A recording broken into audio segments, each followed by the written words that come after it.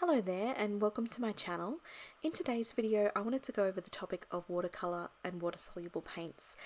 There is a lot of information out there, a lot of product available, and I thought I'd run through a few options.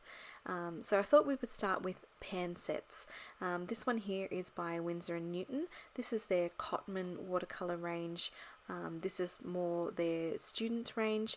But these are really beautiful paints, perfect to start with if you were starting out. There's quite a few colours here.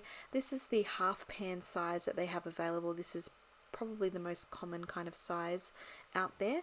And these are removable, so you can pull them out. This is labelled by Winsor & Newton as well, which is helpful if you needed to replace these colours. It makes it really easy to know what colour you need to buy. You can buy the tubes or the pans are sold individually as well. This one comes with quite a large mixing area, which is really helpful for mixing colours. Even though there's quite a few colours in this range available, it's helpful to be able to mix your own custom colours. And as the paints are also available in the pans, you could purchase those and make your own custom palette. This next palette I'm showing you is from Prima Marketing. This is their Woodland set. This particular palette and colour range is more geared to painting landscapes, but there are quite a few earth tones in there that are really perfect for portraits as well. So I've actually done portraits with these ones. They actually make quite a few different palettes. I believe there's 4 or so, there might be more, I'm not entirely sure, but it's got quite a good little colour range here, perfect for travelling as it's such a small little palette. It's also got this little ring on the back so you can pop a finger through there so you can hold the palette in place so you don't accidentally drop it. This next palette I'm going to show you here is the Kuretake Gansai Tambi watercolour set. These paints are really lovely and they come in a really large pan size. These are quite pigmented paint, so a little goes a long way with these ones as well. I love this one because the palette, the lid comes with a little area where you can swatch out the colours. As they are pigmented, once you get down to those blues and blacks, they look quite dark in the pan, so it's sometimes a bit hard to know what paint you're using. So having that swatch there is really helpful. A downside is that it doesn't actually have a mixing area, so you would need to bring a mixing palette with this one. But if you're working in the studio at home and you have a plate or a lid or something that you could use that with it if you don't have a palette handy. I wanted to show you how to activate these colours. So you can either spray them with a bit of water to get the colour moving, or just go at them with a wet brush. That helps get the colour going. These ones are all quite pigmented paints, so they do activate quite quickly. If you were using a cheaper brand, one of the issues you might have is the colours can be a bit more difficult to activate. So another good tip is to either spray them or put some drops of water on them to get the colour moving a little more quickly. So if you happen to have a cheaper set of watercolor paints that you might have got from a dollar store or something like that, these paints are not bad paints. You can still use them, especially if you're learning. These are really great, but these are some of the problems that you might come across if you use these kinds of paints. So I'm just going to show you a little pipe kind of device, like an eyedropper, that you just squeeze the end to suck up some water to add to your palettes. This is a really good way to get the color activated, or you can spritz it with some water. Another problem that you might fall into with cheaper watercolors, especially ones that you buy in a tube that you make your own custom palette with, sometimes when the paint dries they can tend to kind of break and fall apart or fall out of your palette really easily, so that's just something to be mindful of as well. But otherwise they're a pretty cheap way to start out with watercolors. Some of the ones I've used have actually been fairly nice to use, but have had their pros and cons. So whatever you can find, something that you might already have or something that is accessible to use, I just encourage just having a go. Paper towel is another one of your absolute best friends when it comes to painting with watercolor. I don't go anywhere without it. I always use it with my painting. It's just really helpful to be able to dab off any excess water if you happen to have too much water in the brush, or just when you've been rinsing out and there might be just a little bit of paint left over, it's really good to just dry it off on your paper towel so that you can see how much paint's left in the brush. Maybe you need to rinse again. Another good one for traveling is this water brush. This here is an empty barrel that you can fill with water, and you can squeeze to push the water out through the bristles. This one here is empty, so I'm just going to grab one that has water here. So it's just a regular brush that comes in a few different sizes and is very easy to use. Sometimes water control can be a little bit tricky with these kinds of brushes, so I don't personally use them for everything, but on the go traveling, these are really perfect. And just having your paper towel just to dab off any excess water is just essential when you're using these kinds of tools. You can push more water out of the end to rinse them out, but as I'm in the studio today, I'm just going to just rinse it out in my regular water there. The next product I wanted to talk about is the Inktense product from Derwent. These are the blocks, and this is the watercolor pan set that they have. This is fairly new. They have a little swatch card here, which is like on a transparent kind of paper. They've already printed out for you, so you can pop it onto your paper and see what kind of colors you're going to get, and everything's labeled nice and clearly. This one comes with its own little travel watercolor brush. It's already got the water in the barrel I popped in there, and it also has a little sponge, so you could use that for techniques and dabbing up some watercolor or adding a wash on your page. I've not really used that one yet. I've only swatched it out, but I have used these blocks. So there's 72 colors in this big set here. These also come in a pencil, which I don't have to show you in the video today. In the palette here we have some little wells for mixing. You can pick up the blocks, add some, pick up some color with a wet brush and mix them in the little wells like you would with any regular watercolor pan sets that you have. These have the kind of texture of crayon. They come out like crayon here, but they activate really quickly and really nicely with water. So I'm just going to pick up a wet brush and show you that here. As you can see, it activates quickly, and it does get rid of most of those like kind of granulation where the color has kind of sunk into the texture of the paper. If you don't want that, you can go to the product directly with a wet brush, pick up that color, and as if you were painting with a regular pan set. I'm just going to go and dry this product so that you can see one of the major benefits that I love about this. So this one here, because it's more of an ink product, it's waterproof once dry. So there's a bit of discoloration on the paper there, but that's just because the paper's wet.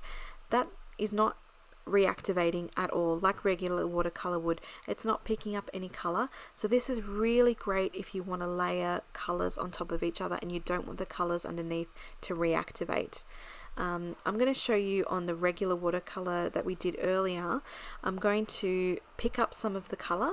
So this is really good for if you need to lift color out.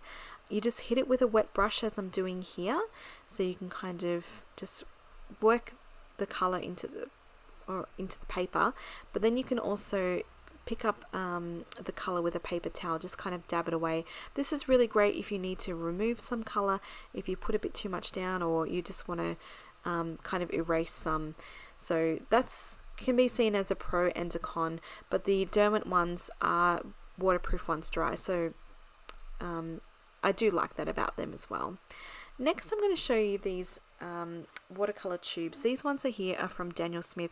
I just am in love with these paints. They are just so beautiful to work with. They are very pigmented. These are artist quality paints, so they are a little bit more on the expensive side, but these are really good because you can custom make your own palettes. I believe they make pan sets as well. I don't have any of those, but I've made my own here. So you can buy empty palettes and empty pans in the half or the full size. I've just got the little half size here, and I've made my own custom palette. But if you are feeling a bit like this is a bit too much or a bit too expensive, you can start with these watercolor dot sheets. This is the whole range from Daniel Smith here. I think this was around 30 or 40, definitely less than 40 Australian dollars. It has all of the colors. It has a little dot so you can test out what the color looks like, but you can also get a really good feel for them. Everything's labeled at the bottom of these sheets to tell you the light fast rating or granulation. What I wanted to show you here is a little sketchbook. This is a Moleskine sketchbook watercolor paper. It's quite small, it's maybe around sort of A5 size. But what I'm showing you here is that all of these illustrations that I've done so far in this book are all done just with that Daniel Smith dot sheet, except for the gold on there. I'm going to show you those paints later. These are all done with these sheets. As you can see, a little goes a long way, and I've barely put a dent in the dot sheet. So this is an excellent way to get started. If you really wanted to test out a product, this is a really good way to do it. And other companies like Winsor & Newton and Holbein also make these. I'm setting myself a little challenge to see how much of that book I can fill with just those dot sheets. So stay tuned for that. We'll see how long it takes. These are the paints I just mentioned, those gold shimmers. This is the pearlescent colors from Fine Tech. This first palette I'm showing you is just the gold range that they have. So they have a few different ranges of the gold color and also this silver kind of, or silver or pearl kind of colors. These are such a lovely paint. I really have enjoyed using these on my illustrations of things I've done of mermaids or witches for Inktober, and just general paintings that I've done, or mermaid. These activate quite nicely. I've seen a lot of calligraphers use these as well, so this is another option. It's quite popular in the crafting world, or card making and that kind of thing, which I also card make, so this is a really versatile product for me.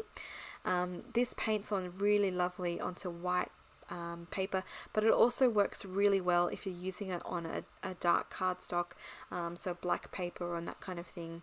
What I wanted to show you as well here is they also make these in a multitude of colors. So this set here, they sell them individually or they sell them in a palette like I have here. So they make a color range. Now what I wanted to show you is these colors don't particularly work well on white paper, but they do work fantastically on a darker paper, or if you're using color on color. So what I'm going to show you here is how these turn out on white. They kind of, as you can see, it's not the same as the color in the pan that you can see. It goes kind of grey and just not as nice, but these work really beautifully if you add them on top of the same kind of color, so green on green. So what I'm going to show you here is I'm going to paint the green color here on top of that dried Inktense blue color that we painted earlier. So I'm just painting some little dots, kind of like if you were doing a mermaid tail texture on a mermaid. So I'm going to quickly dry this so that you can see in a second. As you can see, it's doesn't show up as well while it's wet, but once it dries, it's just gorgeous. You can see that shine when you tilt it into the light. It's really pretty. So I think this is a really good product, but it's just really important to know that it's not going to be as nice on the white. The gold is perfect, but not the colors. Moving on to another water-soluble product is the watercolor markers that are available. This one here is from Winsor & Newton. This one has a bullet nib and a brush nib. So they're more like a felt tip kind of fiber, but you can lay it sort of on its side so you can get a nice blend, or you can use the tip to get nice fine lines. The bullet nib is about as thick as the fine point of the brush nib, but it is a little bit more sturdy, so if you needed to write something or do very precise lines, it's a bit better for that.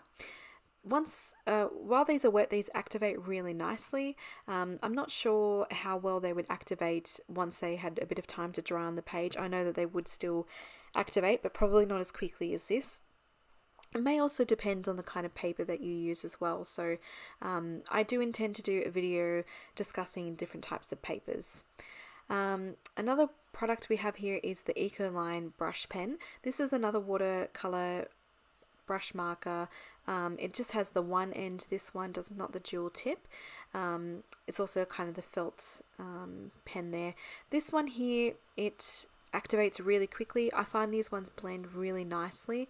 I find blending out those kind of weird patterns you can kind of get when you add water is much easier with this one. This is the Tombow dual tip marker. This one also has a sort of brush tip at one end and the bullet nib at the other end. So I'm just going to draw some color onto the page here so you can see it acts quite similar to the other ones. This one, I find it depends on the kind of paper that you use it with. It's not my favorite amongst them, but I do like it for crafting. Also for crafting, I like these Zig Clean Color Real brush markers. These are a really fun product to use. These ones actually have a little bristle, like little bristles. It's an actual brush, not just a felt tipped in the shape of a brush.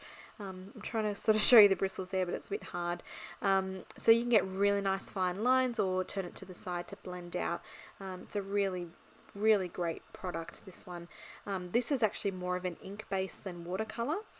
One of my other favorite things about this one is that you can blend them out sort of with each other if you've got two sort of similar color families together. So the blue and the green here, I'm blending by sort of running the blue over the green. It blends really nicely.